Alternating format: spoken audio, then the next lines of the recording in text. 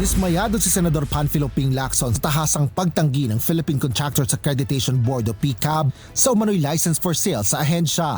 Partikular ito sa pagpapalusot umano ng PCAB sa mga kontraktor kahit blacklisted o hindi na pinapayagang mangontrata sa pamahalaan. Matapos isiwalat ng mamabatas sa sangkot umano ang PCAB sa mga anomalya sa flood control projects ng gobyerno, naglabas ang ahensya ng pahayag kung saan tiniyak ng PCAB na prioridad nila ang integridad ng licensing system ng ahensya at hindi nila ipinagbibili ang mga lisensya. Hindi rin anya binigyan ng board ng otoridad ang sinuman para umakto sa ngalan nila o garantiyahan ng contractor ng accreditation kapalit ng pera.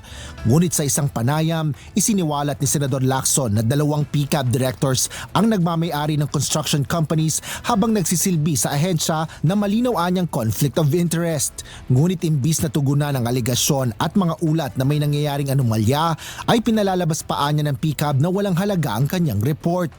Anya, mas makatuwirang reaksyon dapat mula sa ahensya ang pag-iimbestiga sa naturang issue. Bukod dito, ibinunyag din ng senador ang umano'y extortion sa PCAB kung saan isang contractor anya ang tinakot na hindi marerenew ang lisensya kung hindi magbabayad.